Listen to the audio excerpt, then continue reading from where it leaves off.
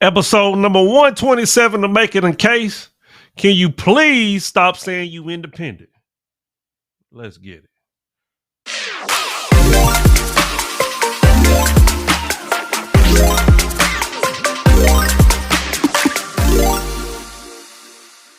Welcome back to another episode of Making a Case.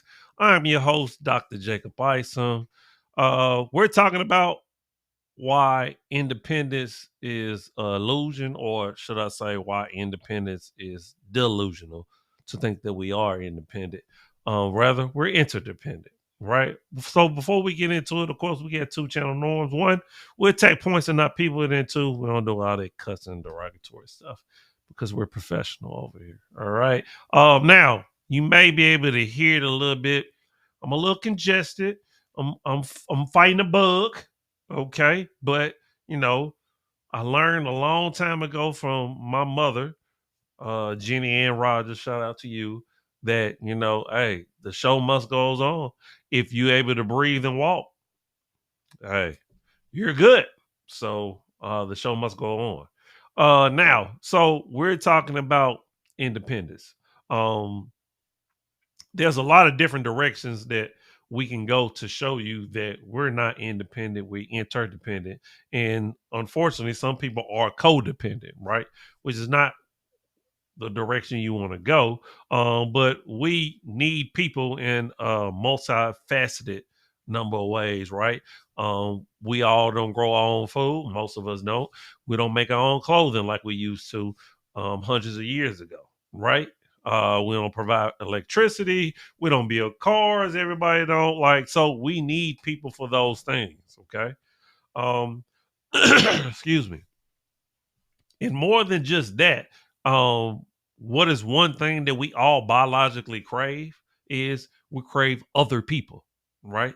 Whether that's romantic relationships, whether that's friendships, we naturally trade with each other, which means that we have business relationships. So we always are amongst other people. Other people make us feel happy because I always say money don't make us happy.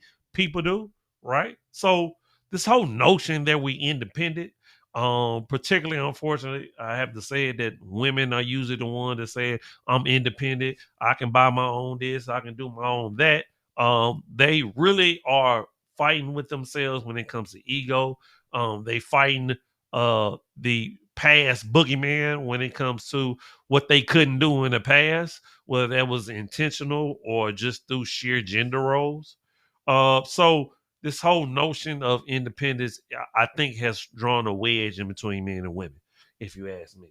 Okay. So in this episode, what we're going to do is we're going to look at the difference between interdependence and independence and see kind of where we went wrong with our thinking about being independent, because nobody is independent, right? We literally come into this world very dependent and we leave this world very dependent, right? So I don't know why we think in between that we could just be without people. Okay.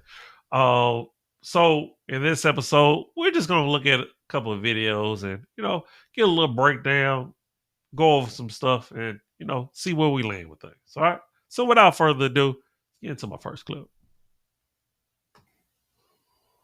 The more that most people think they can establish their independence, the happier most people seem to think that they are. A lot of times, actually, our pursuit of independence and placing our happiness in that bucket leads more to codependency. Because more than anything, instead of saying together we have a greater capacity for warmth, most people, based on their moral philosophy and ethics and getting that from our culture, most people think, hey, you have warmth, I need that, give that to me. The more that And I wouldn't disagree with what he's saying. I definitely believe that a whole idea of independence can lead to codependency, and we look at it very um, transactional, right? So we're saying I have something, barter system type, right? I have something, you have something, give it to me, then I give something to you. Or sometimes it's just very usury and the other person doesn't have anything to give back, right? But I think I would like to even go further with the problem with independency is that it creates situations where I talk about it all the time. Like I remember back when you was growing up in a neighborhood, everybody knew everybody, right? So you could check somebody else's kids and they can check yours, right? But I think nowadays our independency has led to us being strangers, even with our next door neighbors, right? I mean, the people next door to me, we rarely speak, right? Um, and it's not that I want that, but it's just the fact that so many people are closed off. Like we have, I mean, we literally can get packages delivered to us. We can get food delivered to us, alcohol, everything delivered to us. And we still don't see that as being interdependent. We see that as being independent. Cause we like, well, I don't need you. I don't need a man. I don't need somebody else to do that for me, even though somebody else is literally doing it for them. Right. So we're so delusional in our thinking that we think that people are, just we could throw them away easily, but literally people are the reason why all the structures and infrastructure and everything exists.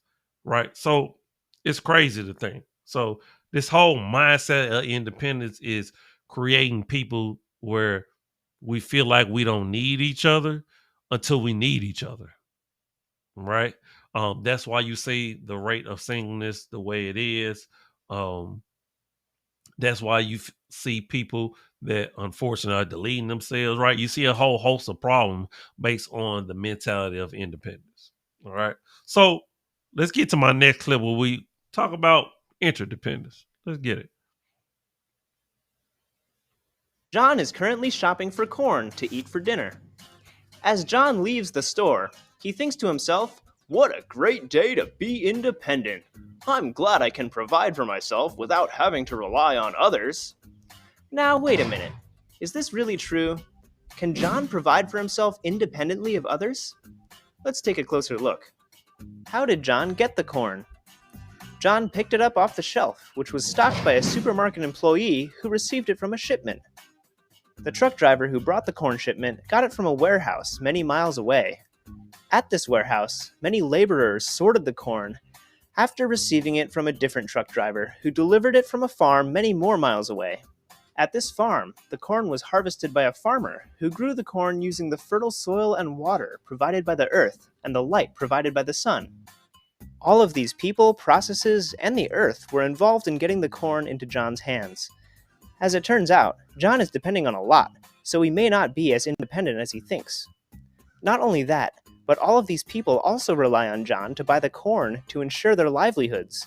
Even the corn relies on John's support so that the farmer can continue to cultivate it and help it grow.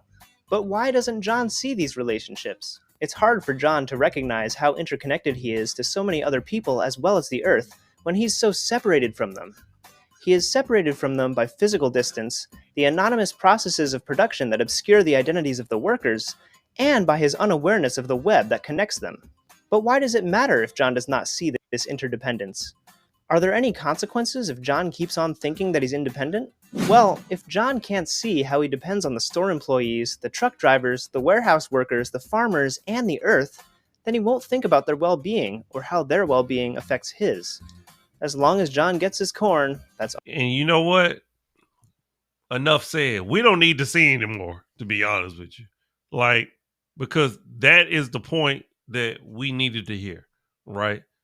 Because whether it's men or women, anybody with this independence mind frame, right?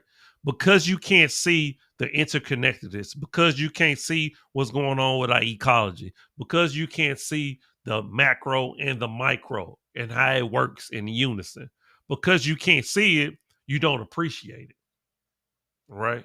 So the reason why we make fun or we downgrade, blue collar workers, people that go and work very hard for a living to make sure that we get, our garbage workers, our teachers, our custodians, the list goes on and on, right? We don't have a high regard for them because we don't understand the role that they play in the system. And because we would rather not be with them in our personal relationships, some of us, let's say, right?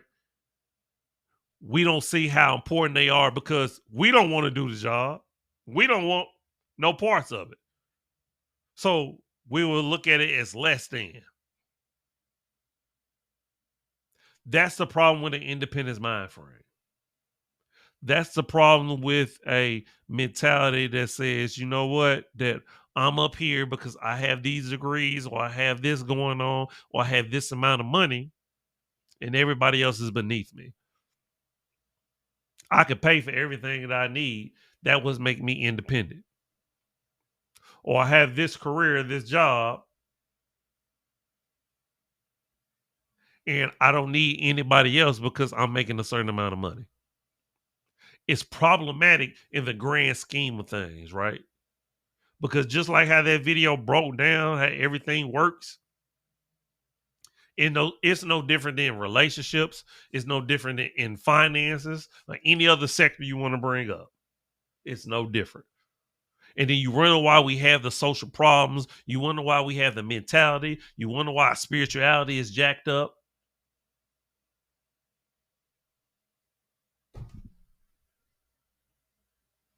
And there you have it. Right. So I just wanted to break down the whole notion of interdependence and independence and the reason why we're not independent. I feel like I may have touched on this before in the previous video. At this point, we've done so many episodes, I can't remember. But hey, we're gonna end this episode for today, man. Hopefully you appreciate the perspective. As always, like, comment, subscribe. Let me know if there's any topics you would like for me to go over. But as always, I'm you and me. Love always, love return. Remember, the worst thing you do is lie to yourself. We out. Deuces. One love.